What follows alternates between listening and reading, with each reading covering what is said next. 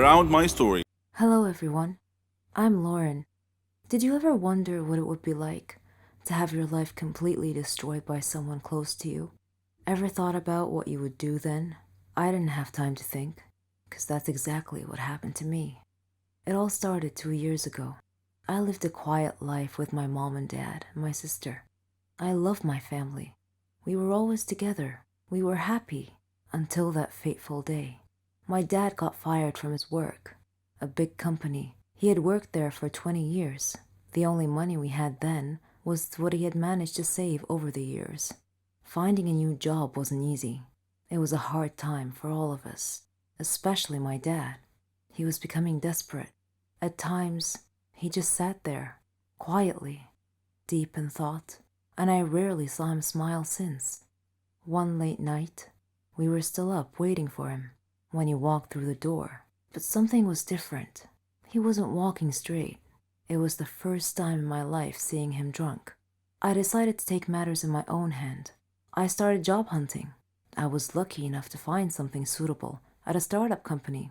The pay was good enough, and the more I worked, the more I earned. I was trying my best to get our life back. I was giving it all I've got.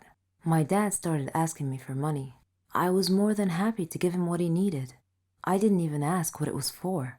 Then he started asking for more. He came late almost every night, and he was never awake in the morning. It seemed like we hadn't talked together for ages. Then, money started disappearing from my purse. I got home from work one night. It had been a long day, and I was really tired. I put my bag in my room, and I went to the kitchen to find something to eat.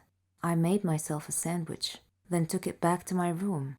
But when I got to the door, I saw a shadow moving inside. I thought everyone was asleep, so I opened the door slightly and looked inside.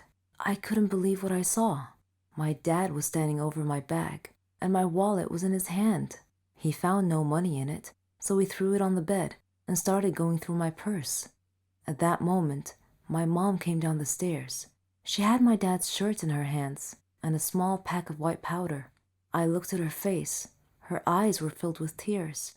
I tried to speak, but found nothing to say. My dad came out of my room. He saw us standing there. Suddenly, everything changed. He tore the shirt and the pack from my mom's hands. He was hysterical. He started breaking things around him. My mom and I were too scared to move, but then my sister came running down the stairs. He pulled her towards him and held a knife to her throat. He threatened to kill her if we didn't give him money. Without a moment's thought, I did what he asked. Things only got worse. Nothing was ever enough. He asked for more and more money, and if I refused, he'd get violent, beating up anyone in his path. I couldn't stand by and watch, so I would just give him what he wanted, until I decided enough was enough. He barged down the stairs one evening and asked for all the money I've got. I told him we had expenses to pay, the rent, school fees, but none of it mattered to him. He asked me again for the money and threatened me if I didn't do what he asked. I refused. He hit me so hard that I crashed my head against the wall and fell to the floor, bleeding. Everything went dark. My mom took me to different hospitals, and I had to do a lot of checkups and tests, but all the doctors said the same thing, that this was it. I was sentenced to live my life in darkness, never to see the light again. Bumping my head against the wall was one of the reasons, but apparently, my psychological state played a huge role in my recovery. The doctors suggested that I'd be taken to a psychiatrist. My dad felt sorry for what he had done to me. He quit the drugs and alcohol, tried to be proper, but it was because of him that I was in this state. I didn't know if I could ever find it in myself to forgive him. I was torn inside. He was my dad, but I couldn't forget what had happened. I stopped talking shortly after, and he left, disappearing from our lives. No one knew where he was or what he was doing. A year had passed, and he came home. He sounded good, kind of like how he was before. He's trying to make up for what he had done. But to me, nothing he does makes a difference anymore. I'm still in the dark. That's something I'm gonna have to live with my whole life. I can't change that. What do you think I should do? I adore detective adventures and solving puzzles that others can't. I'm crazy about this. I love challenges and mysteries. I'm Ramon, but my father's nickname for me is Megamind. I'm 14 years old, and I'm typically ranked number one in my class every year. I have become famous for solving riddles. Many comers have tried to unseat me, but all have failed. I love to examine minute details. But let me get on with telling you my story. One hot summer, we had just finished our exams at school and were going on summer break. So I organized a trip to the beach with my friends. Beach weather is amazing. Clear skies, cool ocean breezes, sand, and sun. Just amazing. One day, before my beach trip, my mother handed me a letter from my grandmother. I was surprised and thought it was a little weird because Granny owned a hotel in the surrounding area nearby. It had wonderful views all around it. I had opened the letter, which read, "Dear Ramon, how are you? I hope you're enjoying your summer break. Would you mind spending a couple of days with me? I have a serious matter that I would like to discuss with you. Granny." Initially, I thought that it was probably some silly matter, but then my inner voice told me that it might be important. I was conflicted between going on my beach trip or visiting my granny. I decided to visit Granny first. She was family after all, so off I went.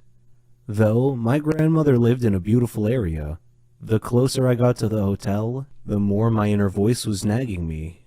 When I arrived at the hotel, Granny was waiting for me. She smiled and hugged me. I had missed her so much. She had company.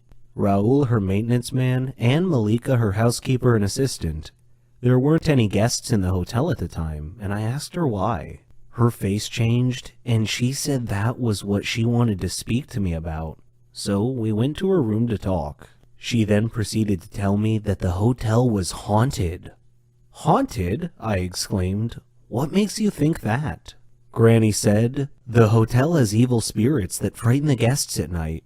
I didn't want to believe it, but I knew Granny was a rational person. I suspected there was more to this than meets the eye, so I decided to investigate this intriguing mystery. On my first night at the hotel, I waited until midnight. Then I lit a candle and walked through the halls of the hotel. There were photos on the wall, and I could hear whispering and the rustle of the leaves outside. It was a little spooky and unsettling, and made my blood run cold.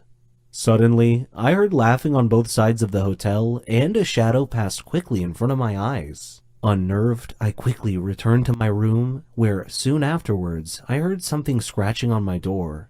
I kept thinking to myself, I am not afraid. I am not afraid. Then the door began opening slowly. I saw a hand on the doorknob. Then the owner of the hand came into view. It was a cloaked, headless man holding a candle. I fainted. The next day, I woke up to find Granny and Malika standing beside me. Granny told me that I had been sleeping a long time. I asked what had happened, and they told me they heard me scream and came to my aid. When they found me, I was unconscious on the floor. At that moment, there was a knock on the door. It was Raul bringing me a drink. That was when I noticed something strange about Raul's face. It was emotionless. Then I glanced at his hands as I accepted the drink from him. That night, I again walked around the hotel. I found some steps at the end of a corridor that led to the basement. Down in the basement, I opened a maintenance door and found a tape recorder and a pile of clothes on a table. Suddenly, the lights went out. I was groping around in the dark and trying to find my way back when I heard the laughing again. Still, I continued stumbling ahead through the dark.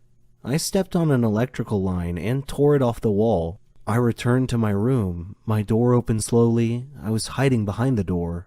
I grabbed the loose electrical detonator and touched it to the doorknob.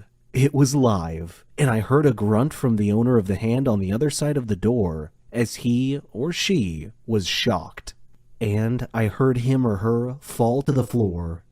It took me a while to find the electrical panel, but I managed to get the lights back on. When I did, I found Raul laying unconscious on the floor next to the doorknob that I had electrified. I called Granny and Malika down to the basement. Granny asked what had happened. I replied, "Granny, you really need to screen your employees better." Raoul was your ghost. Granny looked shocked and asked me what made me think that. I explained that the hand on my drink today was the same hand I saw on the headless ghost that opened my hotel room door the night before. I also found tools, a tape recorder, and some ghost clothes down here in the basement. In addition, I found the earphones that had been placed around the hotel. Granny was shocked. Raoul woke up about that time, and she grilled Raoul. "Why are you scaring all my guests away, Raoul?" He said, "This hotel used to belong to my family, but you bought it from my grandfather. Well, I wanted it back. Please forgive me." Malika said, "We have to call the police." But I said, "No, wait, I have an idea. Let's renovate and reopen the hotel with a new name. The Haunted Hotel. Our advertising slogan will be, spend a night in a haunted hotel." Raoul can do his ghost thing with the whispers and the laughing. Why, he can even flicker the lights off and on at a random time once or twice a night just to give the hotel a spooky atmosphere. The idea proved to be a big hit. The haunted hotel attracted many